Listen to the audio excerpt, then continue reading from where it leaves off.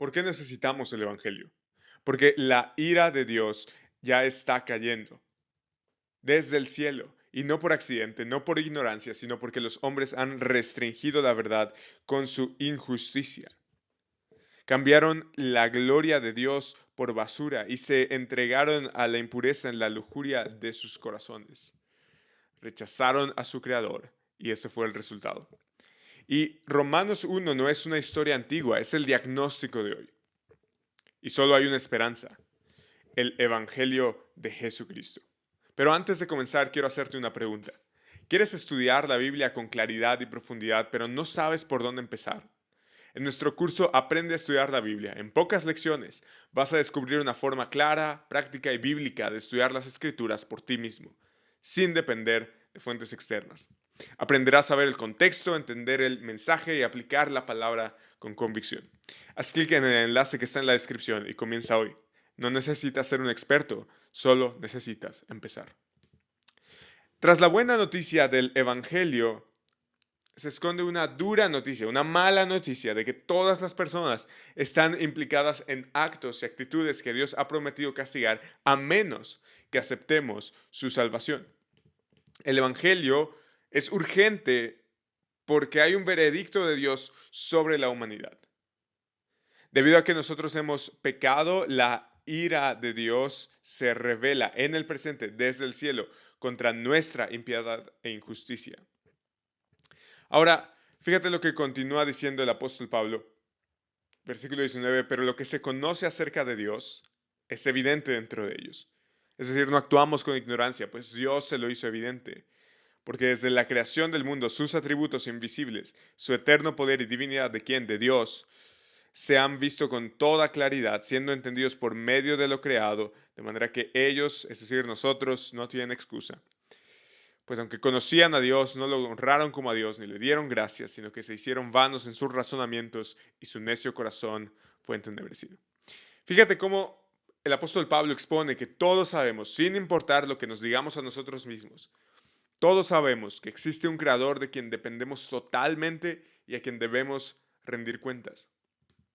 Pero este conocimiento de que hay un Dios no provoca en nosotros gratitud o adoración, sino más bien ingratitud, fíjate, pues aunque conocían a Dios, no lo honraron como a Dios, ni le dieron gracias, nos hemos vuelto ingratos. Y también idólatras. Versículo 23, y cambiaron la gloria del Dios incorruptible por una imagen en forma de hombre corruptible, de aves, de cuadrúpedos y de reptiles. Y como resultado, por lo cual, debido a nuestra gratitud e idolatría, Dios los entregó a la impureza en la lujuria de sus corazones, de modo que deshonraron entre sí sus propios cuerpos. Es decir, como resultado, Dios nos permite caminar por la puerta que hemos escogido. Porque ellos cambiaron la verdad de Dios por la mentira y adoraron y sirvieron a la criatura en lugar del Creador, quien es bendito por los siglos. Amén. Y aquí vale la pena preguntarnos, oye, Pablo, yo no soy idólatra. Te creo que los romanos con sus dioses tengan motivo para que les escribas esto, pero a mí en el siglo XXI no me afecta porque yo no tengo ídolos a quien adorar o a quien servir. Pero pensemos un momento en los ídolos contemporáneos. Quizás es el deseo sexual, quizás es el poder, quizás es el dinero. Pablo escribe a los Colosenses, en Colosenses 3:5, que la avaricia, es decir, el deseo constante y el impulso destructivo por tener más, es un indicio de la adoración a ídolos, igual que la inmoralidad sexual. Fíjate, la avaricia es idolatría. Así que podemos estar idolatrando y nosotros no darnos cuenta. Recuerda que la idolatría tiene que ver con poner en el trono de nuestro corazón algo o alguien diferente de Dios, el Rey, Creador, Señor de todo el universo. Y ahora Pablo va a comentar acerca de la homosexualidad. Por esta razón, Dios los entregó a pasiones degradantes, porque sus mujeres cambiaron la función natural por la que es contra la naturaleza. De la misma manera, también los hombres, abandonando el uso natural de la mujer, se encendieron en su lujuria unos con otros, cometiendo hechos vergonzosos hombres con hombres, hechos vergonzosos hombres con hombres y recibiendo en sí mismos el castigo correspondiente a su extravío. Fíjate que Pablo llama naturales a las relaciones heterosexuales y llama a la desviación de esta contraria o contra la naturaleza y un hecho vergonzoso. Así que la conducta homosexual se describe como desagradable a los ojos de Dios. Pero fíjate cómo aquí Pablo está destacando en realidad la inclinación del pecado, y esa es la que genera tal disfunción y desorden al tal punto que se desafía el señorío soberano de Dios. Es decir, esta es la consecuencia, por esta razón, esta es la consecuencia del pecado. El pecado lo que hace es que nosotros nos distorsionamos a tal grado, dice Pablo, que incluso nuestras relaciones se vuelven anormales y antinaturales y se tuerce nuestra conciencia de tal manera que nosotros lo consideramos como natural y normal. Pero ninguno de nosotros es inocente en este veredicto. Quizás no perteneces al grupo anterior, pero sí perteneces a este grupo. Fíjate, versículo 28. Y así como ellos no tuvieron a bien reconocer a Dios, estos versículos están después de el pecado de homosexualidad. Es decir, el pecado de homosexualidad no es la cúspide del asunto. Estos pecados sí lo son. Y yo creo que ninguno de nosotros es inocente de estos pecados que vienen a continuación. Y así como ellos no tuvieron a bien reconocer a Dios, Dios los entregó a una mente depravada para que hicieran las cosas que no convienen. Están llenos de injusticia, maldad, avaricia y malicia. Quiero que hagas un checklist y te identifiques un poco con cada una de estas. Llenos de envidia, homicidios, pleitos, engaños y malignidad. Son chismosos, detractores, aborrecedores de Dios, insolentes, soberbios, jactanciosos, inventores de lo malo, desobedientes a los padres, sin entendimiento, indignos de confianza, sin amor, despiadados. Ellos, aunque conocen el decreto de Dios, que los que practican tales cosas son dignos de muerte, no solo las hacen, sino también dan su aprobación a los que las practican. Y fíjate, incluso si no practicamos todas las acciones pecaminosas que se encuentran aquí, podríamos nosotros aprobar, dar nuestra aprobación. Podríamos aprobar en secreto e incluso envidiar cuando otros cruzan los límites morales de Dios. A lo mejor, a lo mejor tú no cometes adulterio, pero en tu corazón está el cometerlo. O a lo mejor uh, tú no eres avaricioso, pero quizás eres envidioso de aquel que sí lo es.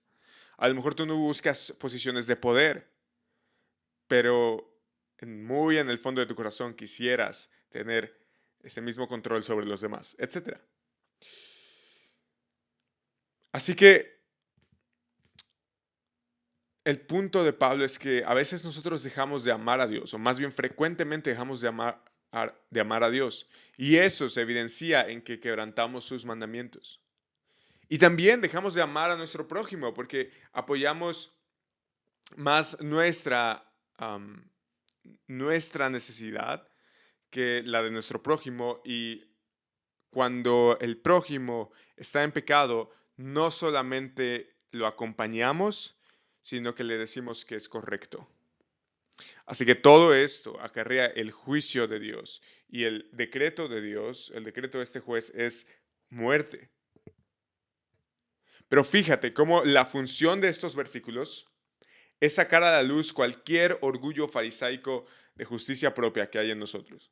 Cualquier sentimiento de satisfacción que nos haga pensar, los de Romanos 1 son bien malvados. Qué bueno que no soy como ellos. No, esto se trata de que estamos en el mismo bote. Tú y yo estamos representados en estos versículos. No se trata de ellos, se trata de nosotros. En otro pasaje, Pablo escribe que antes de la salvación todos nosotros, de hecho, dice Pablo, en otro tiempo vivíamos en las pasiones de nuestra carne, satisfaciendo los deseos de la carne y de la mente. Éramos por naturaleza hijos de ira, lo mismo que los demás. Y siguiendo este mismo patrón, Judas escribe, pero estos blasfeman las cosas que no entienden. Está hablando de los pecadores. Y las cosas que como animales irracionales conocen por instinto, por estas cosas son ellos destruidos.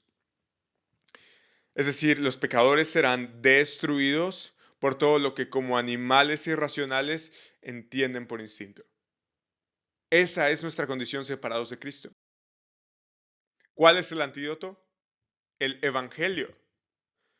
Mediante poner toda nuestra confianza en Cristo, toda nuestra esperanza en el Mesías, en Jesús.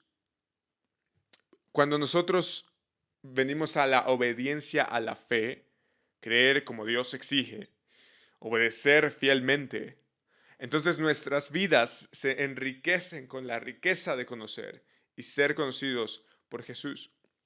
Esa es la única esperanza que nosotros tenemos. La única esperanza que nosotros tenemos ante nuestra injusticia es la justicia de Cristo, que se recibe por medio de la fe. Es una justicia restaurativa, ¿te acuerdas? Dios está restaurando todo en su creación por medio de Jesús. Y nosotros podemos ser parte de esa restauración si nosotros venimos a la obediencia a la fe o la obediencia de la fe. Hay que creer en Jesús. Ese es el antídoto. Ahora, después de la salvación, después de venir a Jesús, ¿qué sigue? Ok, ya estoy siendo leal al Rey Jesús. Ya he puesto toda mi confianza en la vida y en la muerte en el Hijo de Dios, el cual me amó y se entregó a sí mismo por mis pecados y resucitó al tercer día. ¿Qué sigue? Bueno, después de que tú has hecho eso, aunque es un proceso que dura toda la vida, recuerda que la fe no es algo que yo hago en un punto y después es un ticket al cielo. Más bien es algo que yo ejercito constantemente. Tengo fe todos los días. A todo aquel que cree es la salvación en el presente, cree en este mismo momento. Bueno, ya hemos hecho eso. Vamos a asumir que estamos en esa posición. Dios nos conforma cada vez más a la imagen de su Hijo. Y esto es fabuloso porque quiere decir que cada vez somos como Dios quiere que seamos y como Dios originalmente nos creó. A medida que el fruto del Espíritu crece en nosotros, Dios nos va restaurando, como un día lo hará con el mundo exterior, Dios va restaurando nuestro mundo interior. Nuestra mente se renueva. Este es el proceso que Pablo va a describir en el capítulo 12. Y no se adapten a este mundo, sino transfórmense, o sean transformados más bien, mediante la renovación de su mente, para que verifiquen cuál es la voluntad de Dios. ¿Te acuerdas? Vivir según la voluntad de Dios, lo que es bueno y aceptable y perfecto.